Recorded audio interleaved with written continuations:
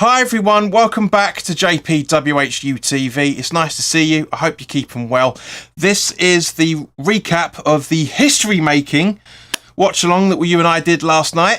It was unbelievable. Just over 24 hours ago, it finished camera would go blurry just as we start talking, wouldn't it? Eh? Bloody thing.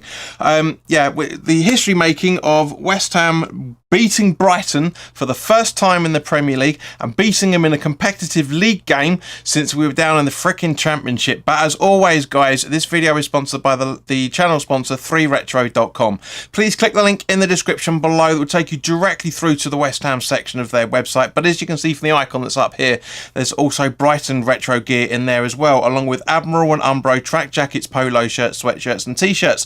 So go check those out. Any purchases you make through the link in the description below, the commission that the channel would normally be getting, I'll be sending directly on to the charity Iron Supporting Food Banks. They're based in the Newham area and they're helping those in the Newham area and the Essex County and further afield for that matter to help people put food on their tables in these very difficult times that we've been experiencing over the last few years. So guys, go grab yourself a really nice retro shirt or a very nice polo. You'll be saving yourself a few quid in comparison to your respective club shop and you'll be helping those the less fortunate than you and I. So we've got Mark back with us. Mark, how you doing, mate? Yeah, thanks for having me back on the show, mate. It's much appreciated, and I think I'm still buzzing. To be honest, I don't think I've stopped smiling since the full-time whistle yesterday, and I must admit I've watched it back on Match of the Day a couple of times just to make sure that it did actually happen.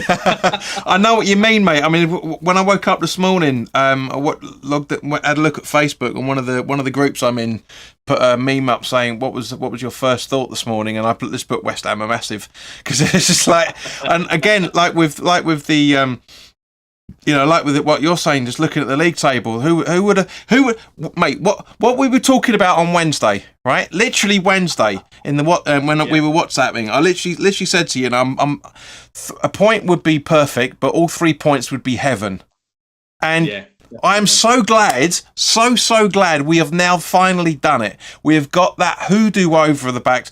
Now, obviously, I'm not going to be like a few people are saying that's it, league's over, we've won it, perfect, European champions, and now we're champions of the Premier League, blah, blah, blah. It's way too early for us to talk about that in any shape or form, but it is at the same point history making for not only have we beaten them for the first time since, April 2012, if I remember, March, April 2012, and it's the first time West Ham have gone unbeaten, I think, ever, especially in the Premier League days of the first 3 games of the season. Mate, seriously, sum it up for you before we come to the news that was announced an hour or so ago. Yeah, as I think I said in the beginning there, it's absolutely buzzing with it, really. It's great to see. Obviously, we always want to see West Ham winning for sure, and obviously from that respect, we're no different to any other club, really from that point of view. But I think, obviously there was a lot of people at this, in pre-season that were doubting the direction of the club and everything, that we were going in, they wanted Moyes out and all of that sort of stuff. And then, as you've just said, undefeated in the first 3 Premier League games. Didn't think it was going to happen, if I'm honest, because you look at that start, a tough start, really, especially, Chelsea at home. They're obviously, wasn't expecting them to be as bad as what they were last year, again this year. And obviously, as you've just quite rightly said, the record against Brighton is just absolutely atrocious. So to be in the position that we're in, undefeated, 2 wins on the board, already 7 points. I think it took us 8 or 9 games last year to get to that, which is ridiculous that ever happened. Yeah. Absolutely delighted. Absolutely, mate. Yeah, you're absolutely spot on. 8 games it took us to get to 7 points, and well remembered from Jamie Redknapp's little googling at half time by the sounds of it, because he didn't mention anything at half time. But it's phenomenal. And for anybody that's watching, Barmies, please do put your comments in the live chat. Luca AFC's in the house. Hello, mate. Good to see you. He's asking, how are you? Well, we've just answered that. I hope you're keeping well, mate, and having a good weekend. And of course, I hope everybody else that's watching as well is having a great bank holiday weekend. So, before we actually get into talking about the game itself, mate, signing number 4 has been announced. Mohamed Kudus, attacking midfielder. He can also play as a right winger and as a centre forward. Thank you to everybody that's watched my video that I put up yesterday morning, which was shot on Friday night, but I never put a video up like that until it's been confirmed that he's having his medical, because normally when it's confirmed they're having their medical, job's done. I don't think we've ever had a failed medical and it's not been announced. So, yeah. Mark, signing number 4, 25-man squad for the first time in frickin' Christ knows how long. What are your thoughts on this one, mate? Well, just on the medical side of things, I think there was a couple of players under the biscuit barons that probably should have failed their medicals, and yet somehow we still ended up signing them on for big money and big wages. But that's what I'm saying. You know, regardless of having the medical, they sign anyway, so it doesn't make much. You could sign it in checkmate, but you can argue the same thing about Mavropanos. He's got a slight back injury. He's been training on his own for the last week.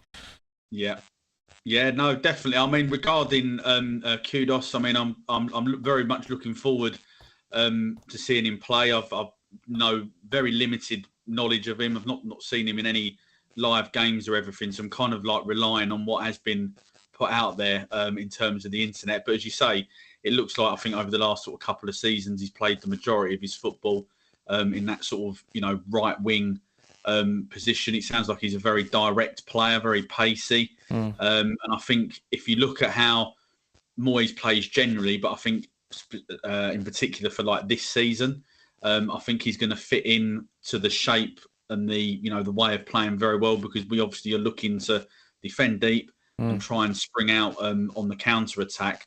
And I do think as well his signing actually adds a little bit of further weight to what David Moyes said a few weeks ago about potentially Jared Bowen being used as a centre forward at some point during this season. Because, I mean, the way that we like to play, I think it's fairly obvious that Antonio, assuming, of course, that we don't sell him, because obviously there's still that, I think, rumbling along in the background a little bit.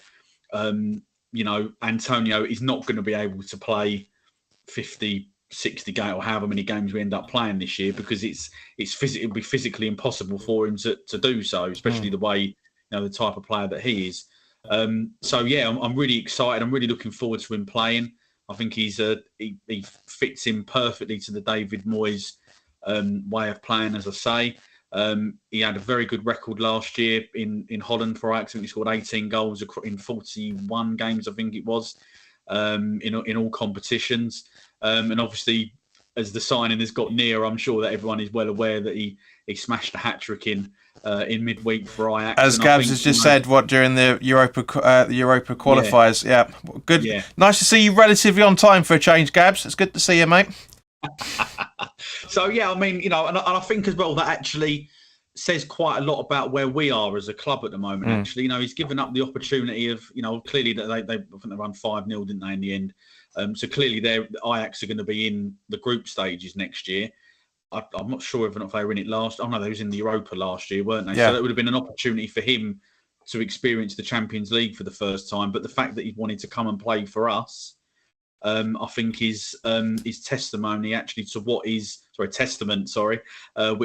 actually going on at the club. I think we've had a very, very strong window so far, and we've still got 5 or 6 days left. To maybe bring in 1 or 2 more, which seems to be what they're edging towards. Yeah, by the looks of it, X is saying that there's going to be 2 or 3, like you're saying, 2 plus the possibility of Lingard. The great thing I love about the Lingard situation is the fact that because as he's a free agent, we don't have to rush it. We can keep him on as long as possible and make sure we really go through the thorough test with him. I really, really love that. Yeah, the next thing apparently is either going to be a striker or a left back, or possibly both, which is one thing that I said in the Kudus video, that we need a striker, left back and a wing back.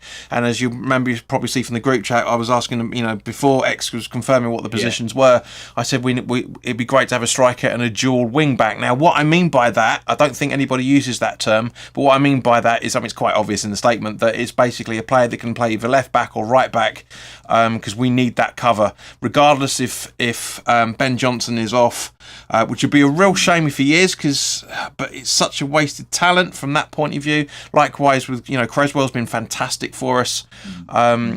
but at the end of the day, you know, the club is progressing, and this is what we've been talking about for the last few years, mate, about progressing, getting up to that next level. You know, the next level isn't necessarily 3 steps up the ladder like a lot of people are talking about. You know, the next level for me personally is getting a squad where you can select as many players as you want and be relatively okay. I'm not saying we're in the same ballpark as Man City, Liverpool, etc., but that's what they do. You know, even Newcastle last season had a 30-man squad that they could choose from. You know, and that's one of the reasons why they were able to get to the level that they were, get themselves back into the Champions Leagues for about 15 years or whatever it was, because they've got strength in option and strength in depth at the same point. And agreed. To be honest with you, mate, let's get on to the matter at hand. As I say, guys, Barmies, there's a few people watching, so Barmies, please do put your thoughts in the live chat. Let us know what you're thinking on yesterday's game. Gabs was with us for 95.3% of the watch along yesterday, so I'm sure Gabs is going to give us his thoughts on it as we're progressing it through. But because, like it was last time you were on, mate, and as it was when we had our guest on last week, this is going to be purely your side of things, because my watch along was documented everything that I was thinking about. So in quite some depth, actually, at certain points.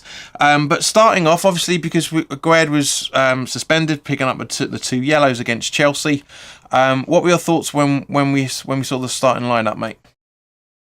Yeah, I was obviously on Garage Football in the week, and I was kind of like, wasn't sure whether or not if we might make 2 changes in defence. I was sort of thinking maybe Dino might play, depending on how far along he was with his fitness, with Ogbonna filling in on the left. So I sort of assumed that Ogbonna was going to play, you know, so I wasn't that surprised that he was, but I was surprised to see that Ben Rama was out at the starting 11, and that Alvarez was starting. I didn't see that one coming. But then giving it a bit of thought after, you know, once I'd seen the team, it did kind of like make a little bit of sense for me. I think Ben Rama has probably been at his inconsistent best so far in the opening 2 games. You know, I think sometimes he does make a lot of things look fantastic, and then he'll mess up a quite simple pass. So he can be very infuriating at times to watch. Which we've mentioned many times, including the time you were on a fortnight ago. We were saying that. Yeah, and I'm not a Ben Rama hater or anything like that. I mean, you know, when he's on fire, he looks fantastic. But it did make sense. And then, kind of like when you're listening to Moyes after the game, and before the game, when he's saying he wanted to try and, you know, be a little bit solid in the middle of the park, you're sort of thinking, well, yeah, in actual fact, there is a genuine reason for doing that. So yeah. As I say, a little bit surprised to start off with, but, you know, when you start giving it a bit of thought, you think, well, in actual fact, it makes perfect sense. And obviously, as we know, the way that we played there last year, where we kind of like had a mix of a high press and a low block, and no one actually quite seemed to know what they were meant to be doing or when they were meant to be pressing. And obviously, you know, Brighton had a field day, 1-4-0. Probably could have been more if Brighton had really wanted it to be. So that was actually one of the things that really impressed me looking across the whole performance, is that Moyes had one style and he stuck to it. Yes, that is his tried and tested style, which I know probably divided the fan base quite a lot, but that's what works for him. I think what he will have to start doing, especially in home games, maybe against teams that are, you know, struggling down the bottom. You know, look, for example, like an Everton or a Luton at the moment. Obviously, they've both lost 3 games, whatever it's been for them. That he might actually have to try and change that approach a little bit and be prepared to try and come out and attack teams a little bit more. But that's a thing for another day. I think you've got to respect the opposition that you're up against, and, you know, realise, you know, look, the way that Brighton play, they're very good with their football. And, you know, basically the answer is, well, you've got to try and break us down. And I think having Alvarez in the middle of the park, it worked fantastically, because the lines were so, you know, there wasn't much space between the back 4 and our midfield.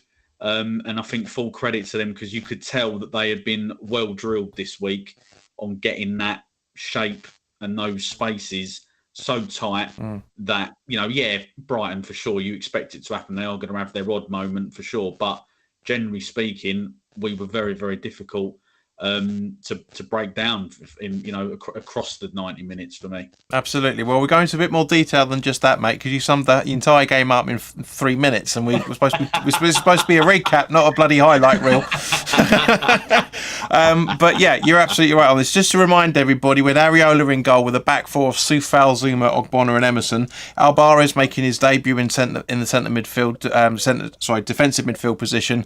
Bowen, Souček, Ward-Prowse, and Paquetá in the midfield, with Antonio up front. And to recap on Brighton as well, for that matter, Verbruggen in goal, with Milner, Webster, Dunk, and Espitinan, I think you pronounce it, as in the back four. Gross and Billy Gilmore as a defensive midfield positions, with March, Welbeck, and Mitoma in the midfield supporting Ferguson up front. So yeah, I mean, Gabs is doing what he usually does. I had to ride on my bike to Brighton today wearing my West Ham top.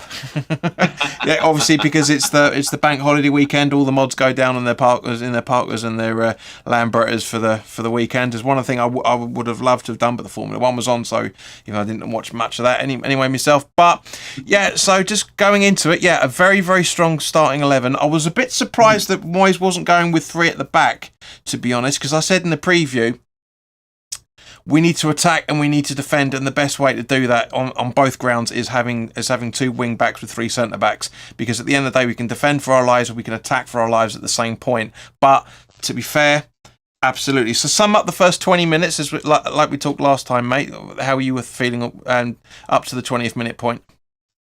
Yeah, I mean the game, to be fair, in those opening minutes, obviously we had a good chance. I think in the first 5 minutes with Paquetá, when he good bit of football, good, nice pass through from Ward-Prowse, I think it was. That's the very tight angle shot that he skied, didn't he? You're talking about, yeah. Yeah, it was. Yeah, I mean, I did wonder if he had a bet on it or something like that at that point to miss from there, not get it on target. But yeah, I mean, those opening 20 minutes. I mean, apart from that, we were very resolute in our shape, and you could pretty much see what our game plan was, which was just to try and sit back, soak up the pressure, as I said, not have too much space really between the lines. The one thing that did infuriate me a little bit, not in terms of our style or anything like that, it was more, and I know it's a pet hate of yours, JP, was the referee. There seems to be, I mean, it was a little jumping ahead a little bit here, but I mean, Alvarez, for example. No, we'll come on to that, mate. Just the 20 minutes. Come on. Just as a general thing. But I mean, I think, we were playing well. I mean, Antonio obviously working hard up front, as he does. And obviously that's, eventually, where we did get the goal from his hard work, causing problems. And as I say, that was, as I said before, that was the one thing that did impress me really was our shape. Everyone was putting in a shift in that opening 20 minutes. And it was very much a case of, well, Brighton, if you're going to score in this game or do anything spectacular, you're going to have to earn it. It's not going to come through our mistake. And I think that was one of the things that in the opening 3 games as a whole, that I think that we have improved on from last year, which is that everyone generally does seem to be playing for each other. And I felt at times last year that there was a few occasions when we weren't, but I think that was evident that there is a strong spirit in that squad at the minute. And I think that is helping with the opening performances so far. Yeah, no, I absolutely agree with you there, mate. Taylor isn't, I'm not a big fan of Taylor. And I went into the deep reasons why in the preview, so I'm not going to go over that again. And we'll talk about them towards the end of it. I get you 100%. One thing that really irritated me, and Gabs will be able to back us up on this one, was down to the fact that most of Brighton's play was pinging the ball between Webster and Dunk in around the centre circle. Yeah. So that was just like they were just pissing about, wasting their time. We've got a troll in the chat already. Dale says Kudos has already played in the Champions League. Get your facts right. Well, mate, to be fair, he's not talking about sending a fax. He's talking about facts. So if you're going to troll somebody, at least get your spelling right, son. Fax is FACTS, not FAX, because that's a fax machine. Facsimile means duplicate, you idiot. So, yeah. got your back there, son. But yeah, no, it was. Now, obviously, the reason why it was 20 minutes is because that's around about the time I asked the guys in the watch along to sum up how they felt the first half go. And of course, on the 19th minute, we make it 1-0 with a very infuriating but very, very classic Antonio run, which I said at the time it was taking too long to give the ball to Ward-Prowse. And I still maintain that. Yes, watching the replay, I can understand the thinking behind it, but live at the time, it seemed to be like, here we go, he's gonna blaze this. He's really, really gonna blaze this. But no, he passes it to Ward-Prowse. It bounces off Gilmour. But what it actually looks like from other angles is the fact that Ward-Prowse actually passes it round Gilmour as he's falling down and slots it in, does the Arsenal walking it into the back of the net sort of thing, just a little tap in as the Brighton player scored against us a couple of weeks ago. Same sort of technique. So I can see De Zerbi's point where he said he doesn't understand how they conceded that goal, because he said in the Brighton pre-match interview that all he wants is the players to be focusing on the game at hand and the balance. And that's something that we've always been talking about as well, is getting that balance right between the attacking and defending, and that's exactly what De Zerbi was talking about. So I totally understand where he's coming from with that point of view. But yeah, 1-0 up, I was just ecstatic, really, really happy. Two assists and 1 goal for in 2 appearances for James Ward-Prowse. I said with this Chelsea game that his debut was good, but it could have been better. Of course, obviously, everybody's it's been brilliant because he got 2 assists on his debut. That's, of course, that not. And I did say when I was talking to James from Indie 20 TV last week, I said to him, "There's more. James Ward-Prowse is more he's capable of giving more than what he did against Chelsea, and we saw that yesterday." What do you think, mate? Yeah, I think so. I thought the one thing that surprised about him is that he hasn't actually moved earlier from Southampton in his career, because clearly he's a very, very good player. He's got a great engine on him, and in terms of the goal, I mean, obviously, what I really want to focus on actually is obviously he intercepted the ball in the first place around about 25 yards out from our goal. Correct. Fantastic ball forward into the channel, which is perfect for Antonio. That's what he loves. He loves running onto the ball. And I think, to be fair, the pressure that he put on Webster, maybe there was a little bit of a nudge in the back, but the centre half, I mean, you know yourself, we're roughly the same age. 20, 30 years ago, JP, that ball's going into row Z. It's not going back towards the goalkeeper, and he should have gone into the stands in my view, but that's just how I feel. Mate, we done it. We're going into the stands 20, 30 years ago. Mate, 15 years ago with Bobby Zamora playing for West Ham, it would have gone into 15, 20 years ago. That would have gone into the top. But you're absolutely right, mate. And that was the thing. I was shouting on the watch along at the time, as like, you're too slow, move it, you're too slow. And what do I know? We go goal up. The thing is as well that I do want to highlight on Ward-Prowse is that how many times over the years have you seen midfield player, I've done my job, I've passed the ball into the channel, but straight away he's followed the ball to try and back up the play, and as soon as he's seen that Antonio's got it, he was sort of probably about 15 yards or 20 yards or so behind Antonio when Webster made that mistake. As soon as he's seen that, bang, he's changed the angle of his run, and that's what you should always do as a midfield player: attack the box. Yes, as you was implying before, that you never quite know with Antonio whether or not he is going to give you back the ball or whether or not he is going to have a shot on the goal. So it could have been a wasted run, but I mean, it was actually quite a good ball across, and he did show good composure in the end when he did get, when the ball did break free and he managed to slot it home. And there was the famous golf swing celebration, which we all love to see now. And apparently there's photographs of him at the game giving it that to the away fans as well, which is lovely to see. It's a bit cliched, but there's going to be quite a few cliches rolling around tonight, mate, to be fair. But yeah, Gabs is saying in most of it, he had a solid game yesterday. Absolutely correct, mate. Yeah. But yes, so that there was Rob's Projector Walls is a great guy. He does some very, very funny videos. If you haven't seen his channel, go check him out. They're hysterical.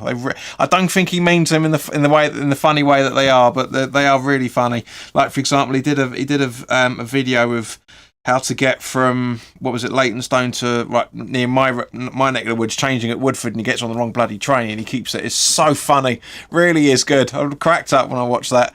But he was saying straight away, "Oh, the hoodoo's lifted. The hoodoo's lifted." I was like, "Mate, this is West Ham.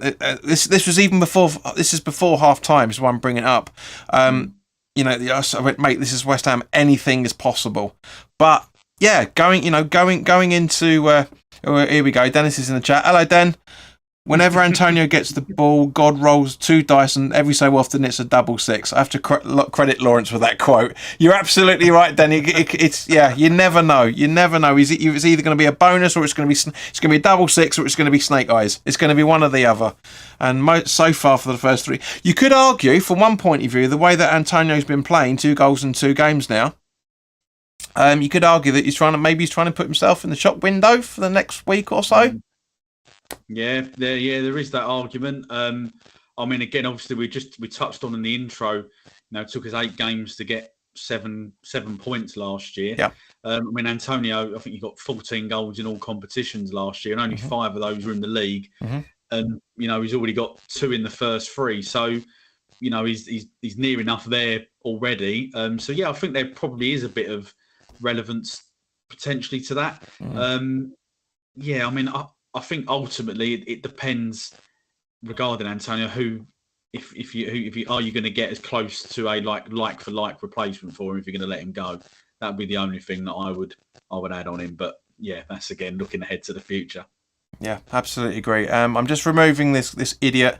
I'm not going to put his comment up because he's having a go at me. But what you need to do, Lee Manning, is understand the difference between a stutter and a stammer. So there you go. Gab says, but what I noticed as well is captaincy served well to Zuma. He was a wall, but would you agree? Would you agree with that? Yeah, I must. I know when we did the Bournemouth game, recap. I was a little bit surprised actually that he'd given it to Zuma as the captain. But again, you're sort of looking who's going to play every week, and he seems to be the nailed-on player who is going to play every week. I think he's clearly a very, very experienced player. So it would make sense, and I think he's growing into the role.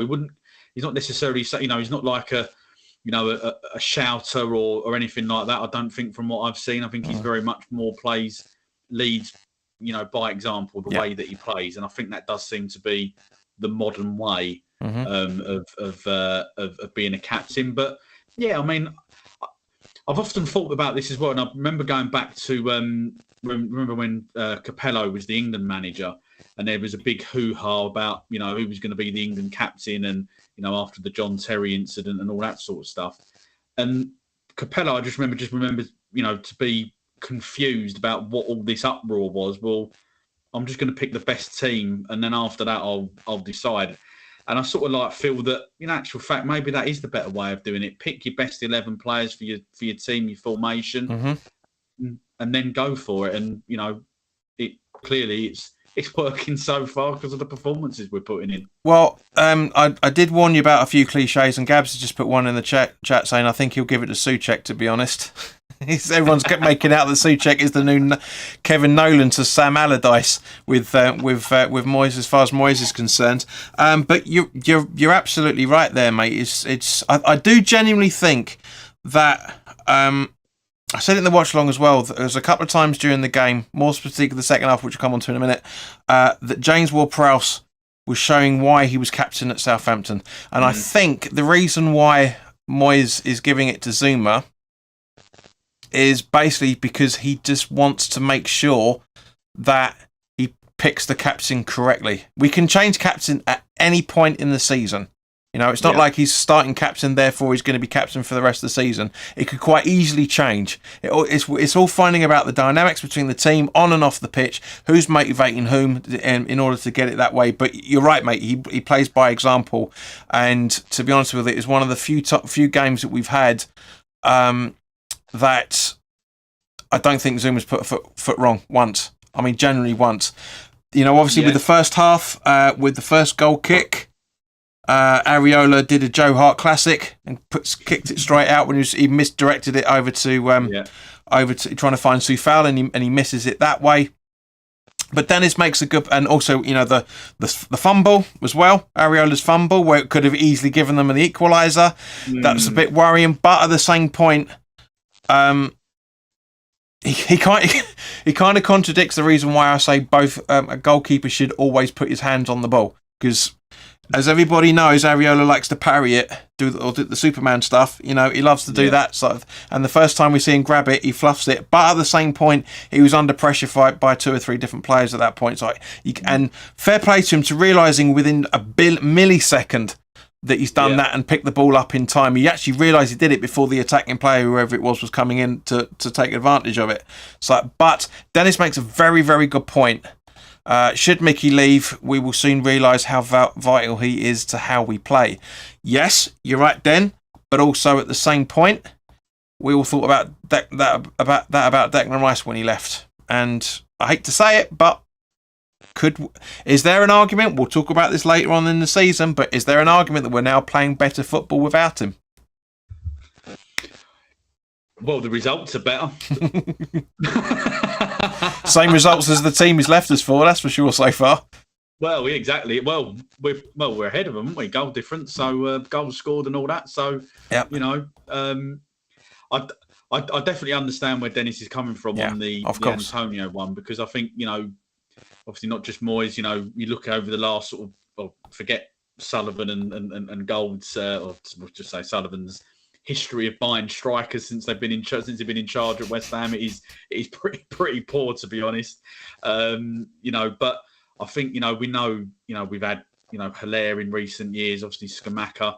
You know, it hasn't worked trying to change the striker, but I think that's partly because we haven't necessarily played to that striker's strengths. Whereas with Antonio, we are. And, you know, that goes back to what I was saying to you before, that when we play, you know, if you look at the teams at the moment that are obviously at the bottom, you know, your Lutons and your Evertons and that, are we going to be prepared to change our style of play when we come up against those types of teams? And I think, you know, if we sell Antonio, or if we, you know, rest him, for example, are we going to be able to change the way that we play? And that goes back to, as I say, playing against those, you know, not lesser teams, but those teams that are at the wrong end of the table, especially if we're at home. Yeah. Are we going to be able to change our way? So it'll be an interesting one, I think. Absolutely agree. We seem to be attracting all the moths that are fucking idiots at the minute. So, Den, I've made you a managing moderator, so please monitor the chat, fella, if you can. Brennan, welcome. Good to see you. Dennis is saying we're just talking about Rice. I'd say Antonio is a far more unique player. Yeah, I agree, and this is the thing that this Pedro kid that apparently we're in for from was it Corinthians? I can't pronounce it. But you know, I'm talking about Corinthians or whatever it is. Apparently, he's in the same mould as Antonio. That sort of. So that would be very interesting to see if that deal goes over as well. But yeah, you know, heading into the second, towards the end of the first half and going into the halftime break, very, very happy with this. I was kind of at halftime. I didn't mention it in the chat, but I was thinking about it at halftime. It's just kind of like, again, the cliche coming up. You know, you can only beat what's in front of you. To be honest, regardless of the possession stats, I thought Brighton played really, really well in the first half. Gave us a lot of trouble. A lot of trouble. Yeah, they did, and I think you'd expect that. You know, obviously they're a team. Obviously had a fantastic season last year. Best ever season for them, obviously in the Premier League, and obviously going to be in the Europa League this year. And clearly, you know, you look at them, the first 2 games this year, they were top of the table going into that game yesterday. You know, they've started off the season fantastically well. I was quite actually intrigued to see how they would start off the season. Obviously losing McAllister. And obviously our mate Casido last week, who gave us a penalty. You know, and I was wondering, well, how are they going to adapt? How are they going to, you know, move forward as a club? Because you do sort of worry a little bit about them. You know, they keep picking up these players for relatively little money, and and obviously selling them for absolute massive amounts of money. It's a great model that they've got going on there. But at some point, you do sort of like think for them, are you going to continue to be able to keep finding those, £5 million players that everyone else has missed? Because eventually all the other clubs, especially the big boys now, they're going to be going, oh, okay, right. Well, we're going to go and have a look in Colombia or Argentina, for example. I'm sure they probably already do, but they might be, well, we're going to go and buy bring your scout in who's in that area of the world to feed that back to us. So then they might start struggling. But I think they've, the players that they have picked up, as I say, for relatively small amounts of money that fit their system. They've got a system and a style of play. It must be a little bit frustrating for the manager at times because he probably wants a bit more control over the transfers, etc. But you know that when you're going in there, that's how they're gonna do things. But I think apart from, as you mentioned before, when Dunk and Webster for a majority were just passing it amongst themselves, when they did get over the halfway line and into sort of into our final third, some of their football at times was actually quite enjoyable to watch if you try and take it away from watching it from a West Ham fan perspective, which is quite difficult. But well, mate, to be fair, I know what you mean but I said during the watch along that you've got in order to give a balanced conversation about what's going on, you've got to watch it from you've got to watch it from a football fan perspective, not just a West Ham perspective. One of the things I'm very, very grateful is as much as I hate it, one of the things I'm very grateful of, I was thinking about this earlier today, is I didn't grow up with West Ham around me in the way that a lot of people did. I knew of it, I knew the family connections, etc., etc. My parents, who I've gone through it a few times, didn't want their teenage son going from one side of London to the other to go and watch football. They didn't want me to get involved in football in any shape or form. So I didn't grow up with that it's West Ham or nothing thought. I was like that with England because we always watched the England games as a family, not as a family, but we were allowed to watch it because it was England and all the rest of it. So when we do these things, we'll you literally just look at it like, yes, West Ham are playing brilliantly, but so are Brighton at the same point, and that's one of the reasons why we get into those sort of situations. Shazil says, how many chances does Antonio get before he puts one in? We'll talk about that in the second half, actually, to be honest, when we talk about the second half, mate, because to be honest, slight little spoiler alert, it could have been more goals than it actually was. And we'll come on to that as well. So, guys, please, there's 10 people watching. Please do hit the like button. The more likes this gets, the more advertising it gets up on YouTube.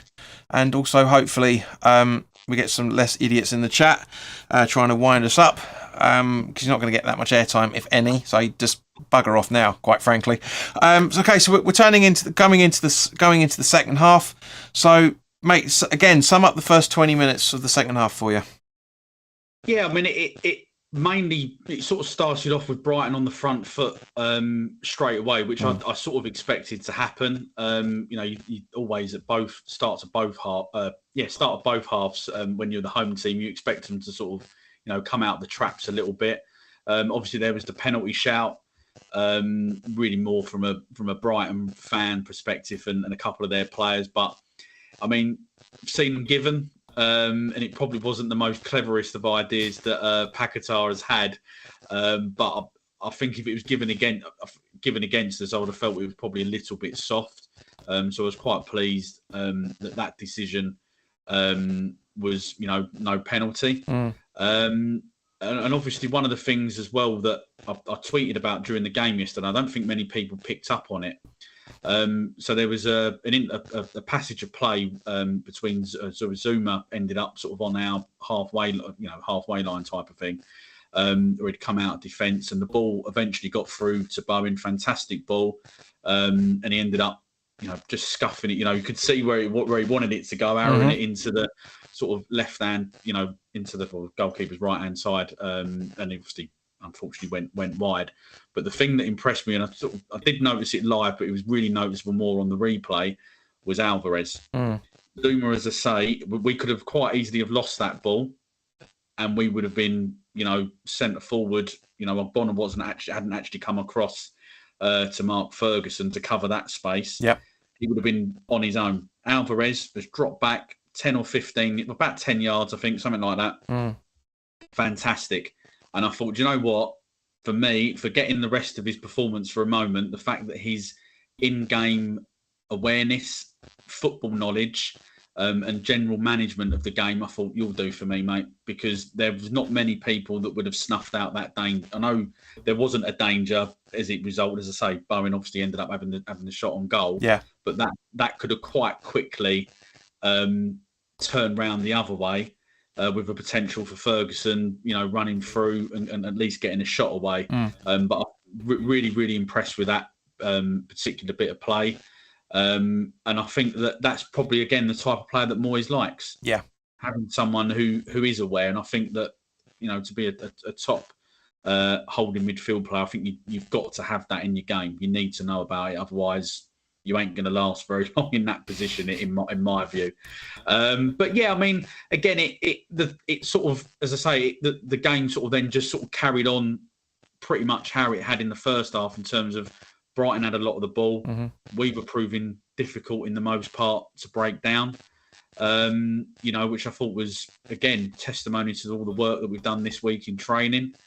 And then, we ended up getting a mad sort of 5 minutes or so with the goals. And I mean, I said before, I was surprised to see that Ben Rama wasn't starting. I was also surprised actually to see that he came on for Souček when he went off with his, knocked out, not intentional, by the goalkeeper, obviously through that collision. If I'm honest, I actually thought that maybe Fornals might have come on to try and give us that sort of, I guess, sort of like workman-like sort of passage of play still in the middle of the park. But obviously he went with the skill of Ben Rama and, obviously worked an absolute treat. Absolutely agree, and I think from watching the replay of it, we didn't really notice it at the time. Is that all started? That little bit of play a little bit later on that started Bowen's first goal when it should have really been his, like you said, it should have really been his second. Was down to the fact that Paquetá noticed Bowen was running, cleared it straight over to him, and then Bowen, as Bowen notices that Ben Rama's noticing that Bowen's making his run, stands still for a second, which is you're allowed to do with the new rules because of the time wasting thing. You're allowed to make sure that there's the new offside rule that we talked about a few weeks ago.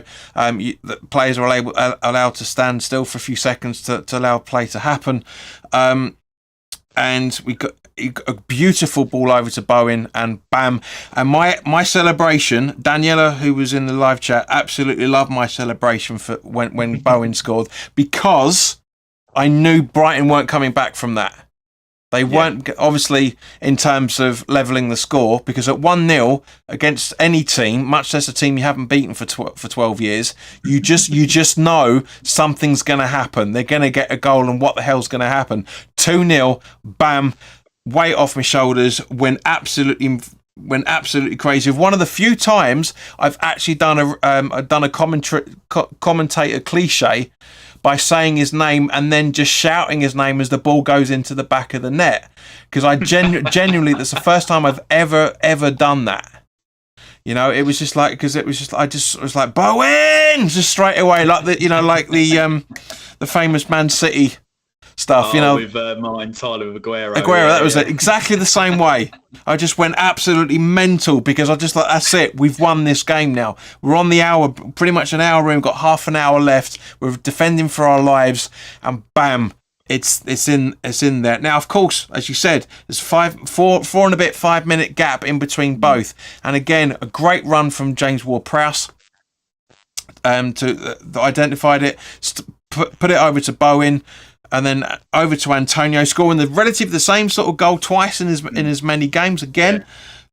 classic Antonio, and whack bam straight in the back of the net, and it's 3-0, and we're absolutely cruising. I'm just gonna go into the chat for a little bit, just really quickly.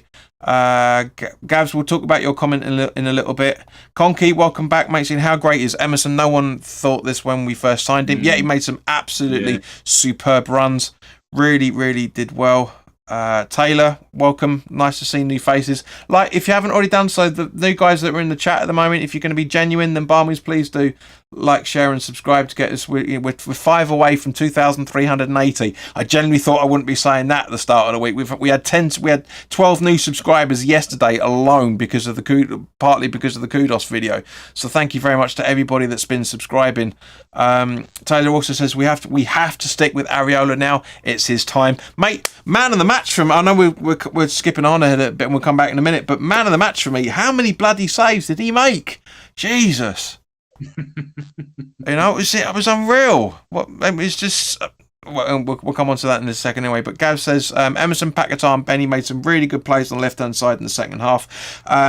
And Brighton started really strong second half, but we didn't break. Completely correct. Dennis says if that counter for Byron's goal, the touch that he took was scored by Liverpool or City or United, it would have never been stopped played or talking about, as it's a non-elite club. It's lucky. Yeah, you're absolutely right there, mate. Mark, do you want to jump on that? Or I just sort of a couple of things out? No, I was going to go on and touch about that. I mean, I think a lot of people made, certainly on Sky yesterday, they made quite a big thing, and rightly so. He's run sprinted, I should say, sort of 70 yards or so to get on the end of it, which is fantastic. Similar vein, obviously, to what we were saying before about Ward-Prowse with the first goal in terms of trying to support the play and back it up type of thing. But I do think that touch, if that had been Messi or Liverpool or Man City there, as Dennis has just said, we would not be hearing the end of it. I think that touch, brilliant, bang, cushioned it, little second touch just to get it out of his feet, and then third, bang, the killer touch, and just as you said before, I think when that second goal went in, it was madness off of my sofa, and just as well, almost as well, like a feeling of relief, just thinking there's no way that we're going to let this slip now, because despite all the chances that, the possession that Brighton had, they'd had a couple of chances, and there'd maybe been a sort of couple of moments of, oh no, this is getting a bit like nervy and a bit worrying. As soon as that second goal went in, I just thought, there's no way that we're going to let this slip. And obviously, as we said, getting that third goal as well, obviously just knocked the complete stuffing out of them. And I think as well that Antonio deserves a lot of credit for that goal, because it was. He was obviously twisted and turning a little bit, Webster, who just didn't know what to do. He was all at sea. I think that for the first goal that he messed up, we should have just kicked it out into touch. I think that knocked his confidence, and I think after that, Antonio just played on that for the rest of the game, or the rest of his time on the pitch, just knowing full well that he had the beating of him. And that little dink that he feinted to go right, to Antonio's right, but actually went in on the left to bring it onto his right foot. Yep. I mean, it was such a powerful shot, and a fantastic piece of skill. And I think like a lot of players, Antonio is very much a confidence player. But I think with him, it is more noticeable when he's on his game. There aren't too many players, defenders that can handle him. Yeah. If he's not quite at the races, and I think I've heard this before, not just on here, but from other things you see across social media, it is almost like playing with 10 men if he's having a bit of a bad game. So yeah, full respect to him at the minute.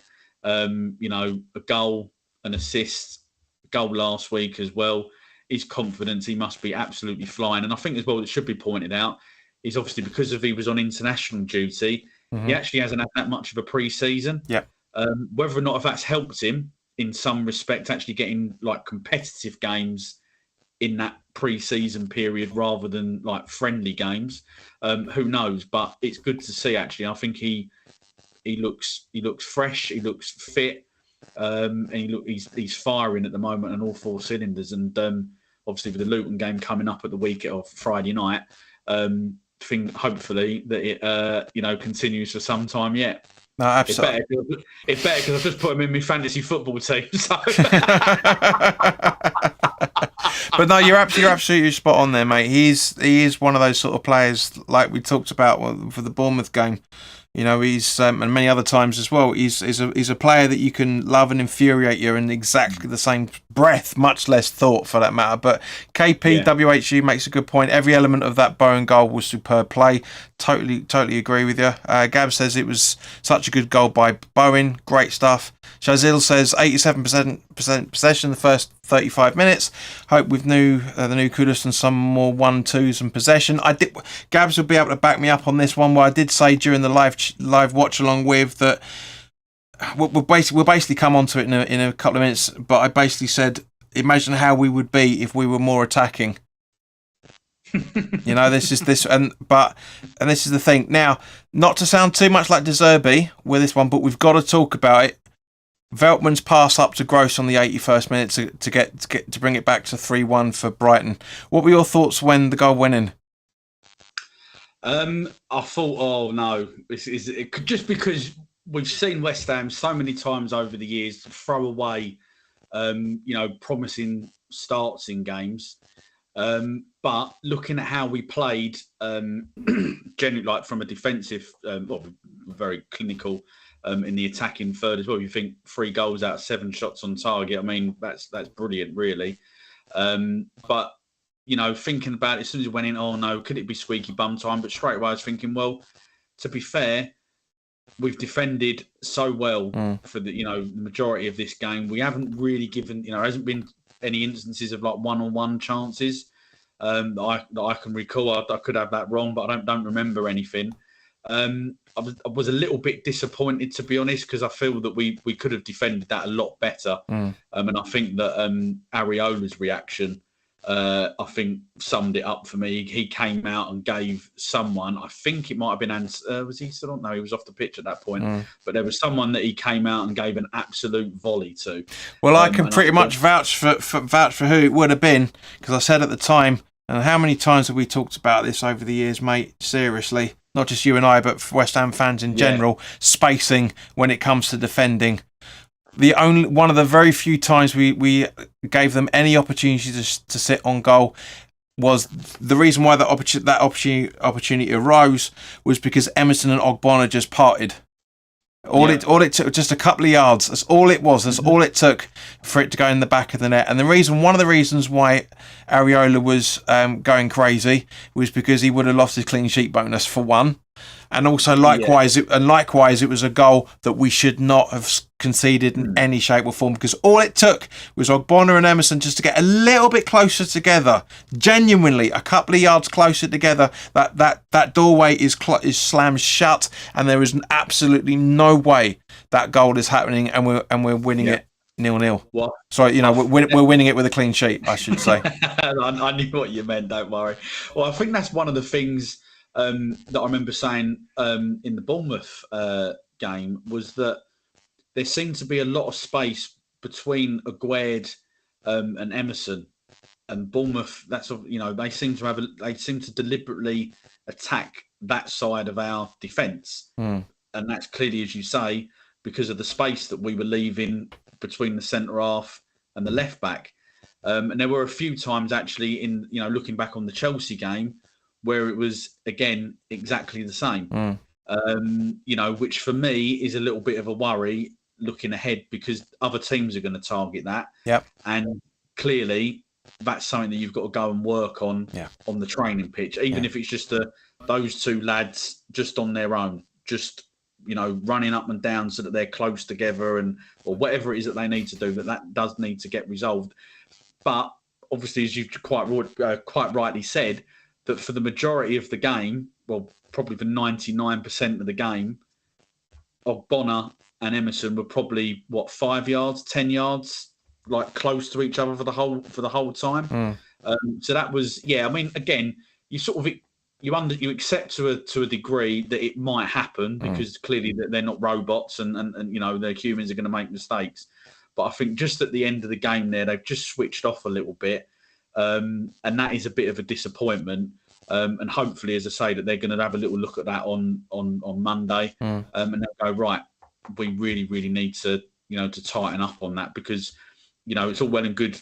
We exposed quite well. I felt the right hand side of Brighton's defence, so it's all well and good doing it that way. You've got to think about your end as well. So yeah, that's probably the only major negative I think out of the whole game. Yeah, no, I agree 100% with you, mate. Too bad, really, is it? Across the but again, all it takes is a few seconds. We did the same thing. We did the same thing with the Brighton goal, where Zuma lost his man, and they ended up getting the Bournemouth. Yeah, that's right, Brighton. Yeah, Bournemouth. Same. At the end of the day, South Coast. Who gives a fuck? And also, for that matter, it's with the same thing with Chelsea. The way that we just capitulated a little bit to cause that goal as well. But at the same point, mate, while we're coming on to it, obviously we need to talk about Souček's going to be out for a week or so because he got concussed. Yeah. You alluded to it earlier. So that's actually, I'm actually going to miss him, to be honest. It's been a long time since I said that, but I've been a big critic of Soufal, but I've also been a big admirer of what he's done for us over the last few years as well, for that matter. But he had a fantastic game.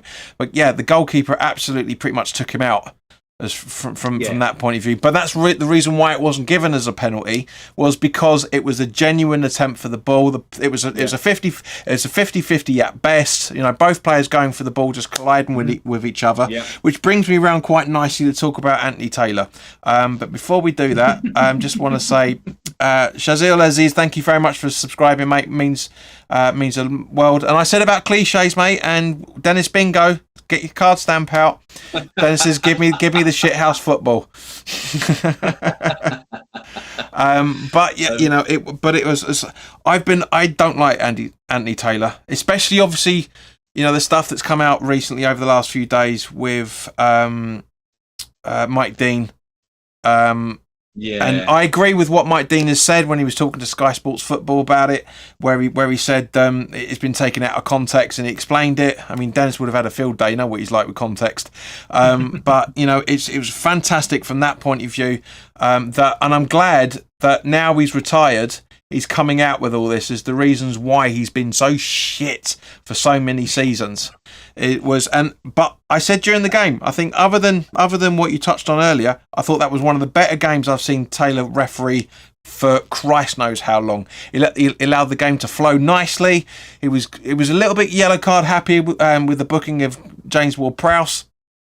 But other than that, I thought he absolutely he sorted the game out absolutely perfectly. Substitutions wise, from Moyes, again, second game in a row, got the substitutions absolutely spot on. Brought on the players that needed a bit of new fresh legs, bit of injection. Fornals played superbly well with that. Great debut from Alvarez as well, for that matter. You can see why Mark Noble recommended him as a target, because he's one game.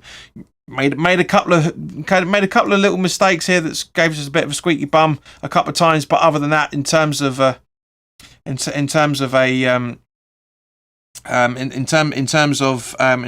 signing, we've got a lot of great things to come here. So guys, put yours in the live chat, and Mark, give us who you thought was man of the match. Yeah, I mean, it's quite a difficult one, really, but I think I'm going to be looking at one of either Antonio or Bowen, just because goal scorers, really as much as anything, and obviously both of them getting an assist each. Mm-hmm. But I think the reason I'm going to give it to this player, I think it's going to be Bowen. Okay. Just purely and simply because I think that touch the way that first touch for his goal. As I said before, I think if that was a Messi or a Liverpool, Salah or Haaland or something like that, we wouldn't hear the end of it. And I think that is a fantastic bit of play. You can't teach that. That's all natural. And I thought he was. I thought he is now looking back to his very, very best. Yeah, no, I absolutely agreed, mate. And one of the reasons for that being is because new signings are coming in, challenging players to go back to the old cliche of you have a bad game, you're going to be substituted for somebody that we think can play better than you. So I'm loving it from that point of view. Michael, welcome back, mate. You're right. It's been a long time, and this is a new series. We're going to have a recap the night after. Every single game, both home and away, for that matter. But for me, my man of the match was Areola. I don't normally give a goalie man of the match in any shape or form, because that usually dictates that your side's having a shit time, like it was against Chelsea. You know, or like it used to be Scott Parker every bloody game before we got relegated. You know, regardless of it was just like all that sort of stuff. But genuinely, Alfie really just was played out of his skin. Yes, okay, made a couple of mistakes that we talked about earlier, but at the end of the day, just shows he's human, like you're talking about. You know, really kept us in the game for, I'd say, about 60% of what the Brighton players were trying to do. You know, we made some great interceptions, some great clearances. We missed Aguerd. We really did. We needed some of him, but again, those players were stepping up. You know, I think Ward-Prowse made a clearance as well, for that matter. And it was cracking, really was. For Michael, it was James Ward-Prowse. For Gabs, it was Areola, and for Dennis, it was Areola. For him, so made 3 or 4 key saves that would have led to a draw. Completely agreed. And Sergio says as Areola as well. So yeah, you know, it's who would have thought? Genuinely, again, going back to what we talked. Well, hang on, 2 seconds. You have to take over from me really quickly.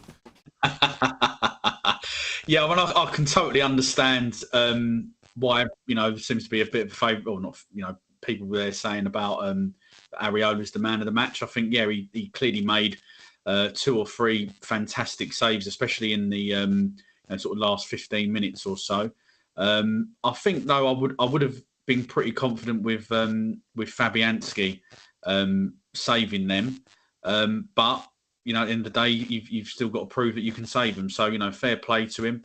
Obviously, there was that debate, and obviously that interview with that Fabianski did come out and say about how disappointed he was to lose the number 1 shirt, which I do understand, because I think he's been a fantastic goalkeeper for us over the last sort of 5 years or so, and it's actually been quite nice. You know, if you think back to what we had before, you know, with sort of Joe Hart and Adrian and Randolph as an example. And obviously the goalkeeper who shall not be named, that, you know, it's actually been quite nice for us to have a consistent goalkeeper there. So he has been unlucky to have lost his place in the team. But I think that the way that Areola has performed this season, I think has put those, you know, doubts to bed, really, because I think he's been very, very consistent. And I think actually the 2 things that have really impressed me with Areola, there was a few times last year when he used to come for crosses, and I wasn't actually totally convinced about his coming off of his line and his general handling. However, I think Chelsea have really noticed it, but I think as well yesterday as well against Brighton, that his handling from coming for corners, crosses, he just seems to be growing a little bit more in confidence, and I think that is actually being reflected now as well in his actual shot stopping and general performance. So, you know, as I say, I think that, you know, you can't actually doubt Moyes for going with Areola for the league games. I'm assuming that Fabianski will get League Cup, FA Cup, Europa League, and all that sort of jazz, like what you know, was obviously switched around last year. But you know, so far what he does just need is that clean sheet. Yeah, and I think that would probably completely remove any doubt. But for me, I think he's made a great decision in picking him as the number 1. Yeah. Sorry, guys. Just as it typical, I said to Mark before we went live, I was expecting a delivery from Amazon, and they literally turn up right towards the end. I was really tempted to say to the drivers, like, can you just go around the block a couple of times, man? You know. But anyway, that's the way it is. Bill says, "Evening, lads." He's sort of early on as usual. KP says that goal in the final has given Bowen a huge boost, and I think he now believes he can be a top player. Absolutely agree with you, mate. Absolutely agree. Okay, so yeah, What I was about to say before the doorbell went was this is one of the two things I was going to say, and Gabs has just done it as well. Once new signings will settle down, hang on, I think he's lost something. Once new signings will settle in, we better be a powerhouse, in my opinion. I think that's what he's saying. He's not always 100% literate when it comes to typing. He's a lovely bloke, but yeah, you can sometimes have to try and decode what he's talking about. But yeah, it's the other thing I was going to mention was the fact that with 3 games in, we've scored 7 goals and we've only conceded 3. I think Ariola's at the wrong club to try and keep a clean sheet, mate. I really think he is. I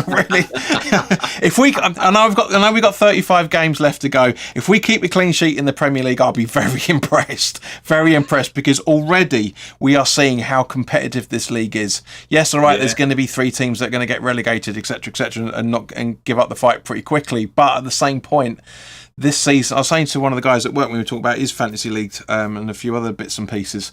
It was just like this already. We're not even a calendar month into the season yet, and we're seeing such competitive football from teams that you'd never thought would happen, ourselves included. I'd never thought we'd be this competitive this early on, and other teams that are misfiring a little bit. I'm not saying Brighton is in that in any shape or form. If they were playing the West Ham that turned up when they beat us 4-0, it would have been the same sort of scoreline. It would have been 4 or 5. And this is what I'm coming about. And this is how much the difference makes when you're getting these new players coming in.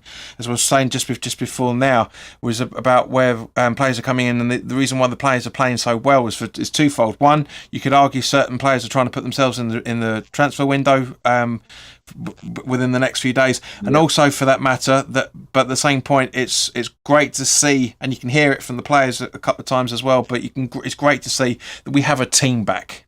We have a team, and we've always had a team, but this is a collective team. Everybody is working with each other. It does kind of feel like the reason why Bowen laid it off to Antonio was because Antonio laid it off to Bowen earlier in the game when he was in certain positions. Antonio could have had a hat trick. Bowen could have had a hat trick, as you mentioned earlier. Paquetá, if his angle was a little bit better, he could have. This goal, this could have been 6 or 7-3. It's the way this game went. It was lovely to watch. This is exactly the West Ham. This is the question. I was thinking about this today, and I know this question is going to sound a bit like a bit of contradiction in terms, but are we now seeing a resurgence of the old West Ham that we grew up with?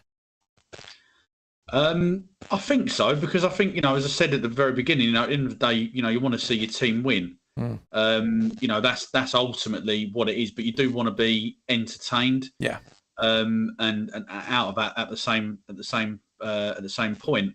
And as I said before, if you look at it, we've had 7 shots on target yesterday, and we've scored 3 goals. So I think, in a way, we probably are. The football at times might not necessarily be, the sort of pass and move football that we've maybe been told that West Ham are famous for and all of that. But, if you look back if you forget last season, but you look back to Moyes' first 2 full seasons in charge, yes, we did have a little bit more than 20%, 25% of the possession in those other 2 seasons. Mate, not by much. It was only a couple of extra percent, but you're right. But kind of like what my point is that we were still set up in a very, very similar way to what we are now, trying to hit teams on the counter, and we were winning. And not one person cared. Yeah. Because we were winning, and we were, at one point we were maybe even looking at, potentially sneaking into the Champions League before we, sort of let it go, obviously, with the semi-final in the Europa League. And that's that, that's fine. That can happen.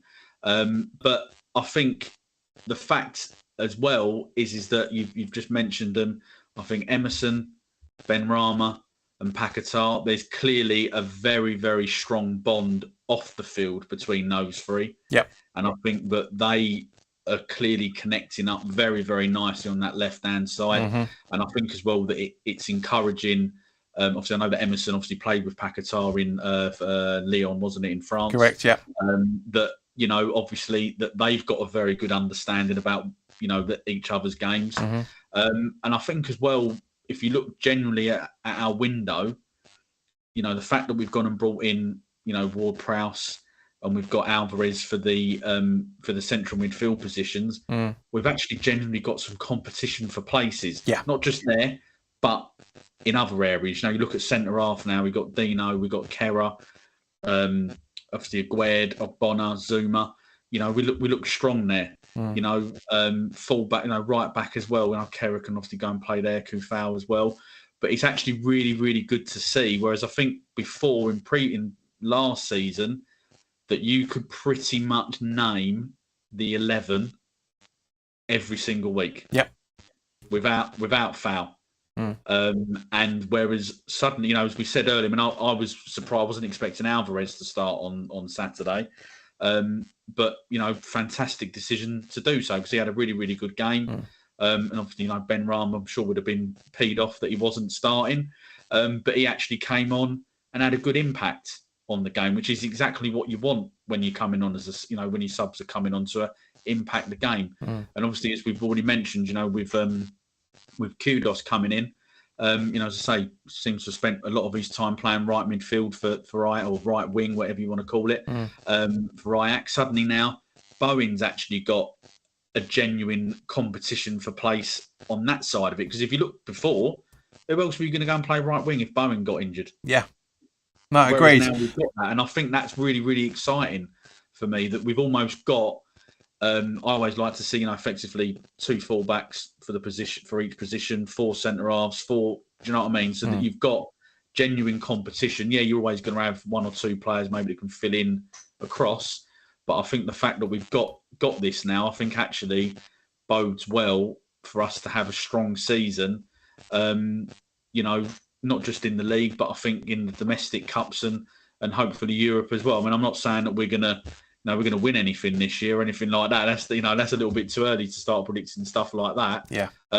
But it actually gives you hope that you could achieve something, and I think that's kind of like what you want as a football fan to a degree. I know that we're not known for winning and all that sort of stuff, but just the hope that there might be that possibility at the end of it that you are going to have a successful season.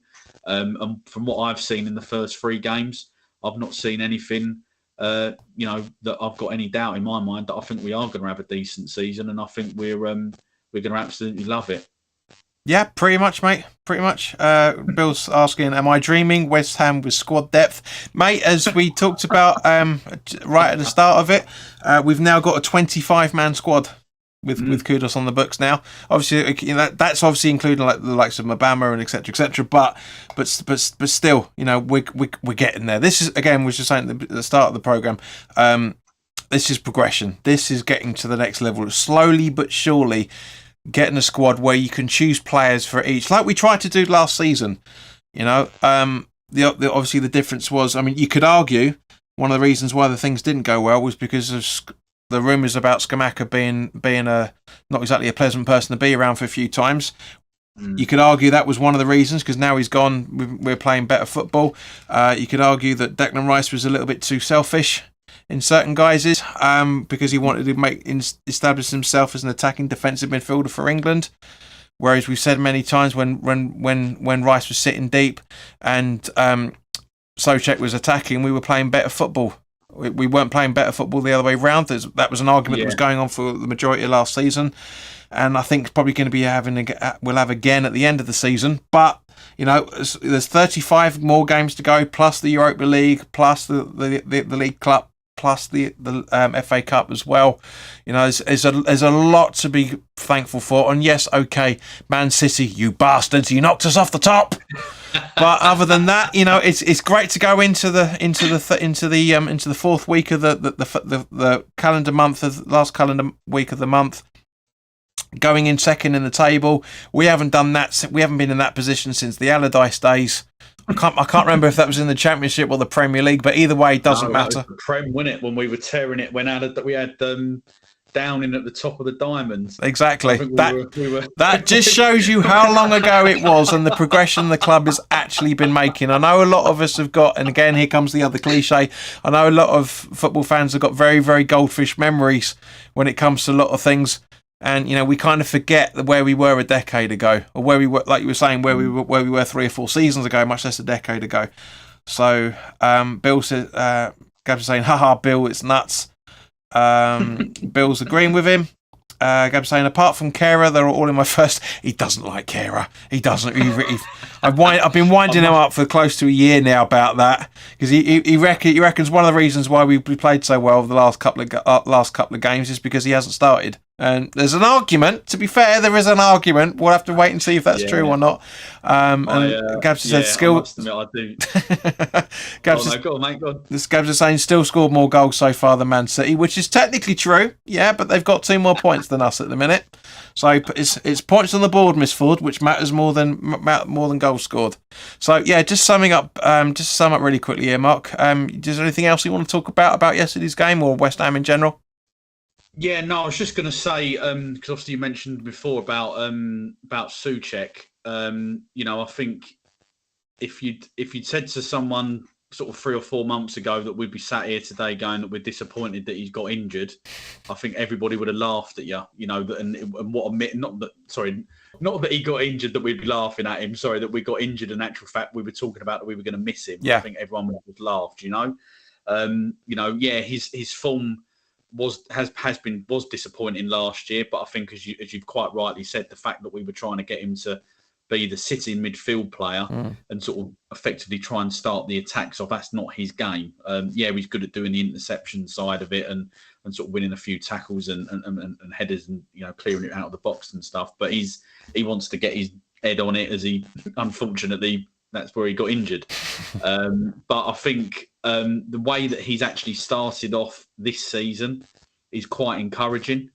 So it is a shame that he's got injured, and I think sometimes it just proves that that sometimes we shouldn't maybe get on players' backs as quickly as what we do. People are only they are only human at the end of the day, and that you should you have got to try and stick with them.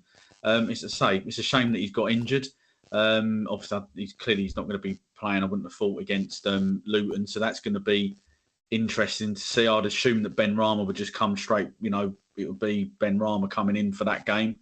But I think even though it's going to be their first Premier League game, Luton under the lights, I must admit when the fixtures first come out and they moved it to TV, I thought, typical. You know what the TV cameras are like. They always want to, obviously fancy West Ham to be involved in a higher scoring game, potentially probably on the wrong end of it.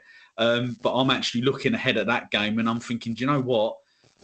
Yes, it's their first game, but they've had the stuffing knocked out of them a little bit with their first couple of performances and obviously finding life, the step up, really tough, which is understandable. But I'm going into that game looking really, really confident. Can't wait for it. And at the moment, it is an absolute fantastic time. The results have gone brilliantly. And I think looking at how the window's gone so far, I think this is probably the best window that we've had since Bilic's first season. So the last season at the Boleyn, I don't think you could probably argue maybe last year was pretty decent with, on the reputations of the players that we brought in, Paquetá, Scamacca, and Kera as well. Obviously Ariola signed permanently. But I think the way that he's looking at the minute, I think, this is probably the best window that we've had for quite some time. That's a good point, mate. It's a very, very good point. It's certainly up there. I think, to a degree, I mean, Gabs isn't going to agree with you about Kera coming in, but other than that, I do. It's a very, very good point. I mean, Dennis is saying we were top for a week under Moyes in the 21-22 season, so fair enough. Is that because we kicked up at 12 that week? Yeah, exactly. Yeah, well, I don't think it was a proper week, but yeah. Bill says, Sir Team Steiden. Gab says, we are playing Friday night game now. Yeah, mate, it's been on the fixture list for about 3 weeks, to be fair.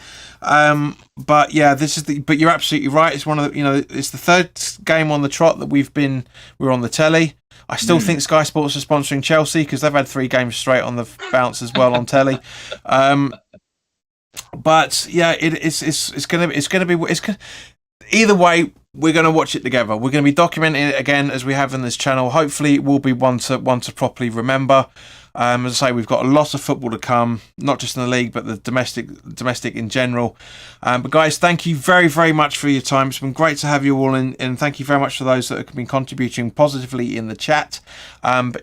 Because we're playing on the Friday night, the Luton preview is going to go up on Wednesday night as a result of it. So keep an eye out for that. Like, share, and subscribe if you haven't done so. For those that are watching the replay, please do put your comments in the live chat. In the chat section, I should say, in the comments. Just let us know what you're thinking. But in the meantime, guys, look after yourselves. Enjoy the rest of your bank holiday weekend, and I'll see you very, very soon. All the best now. Take care.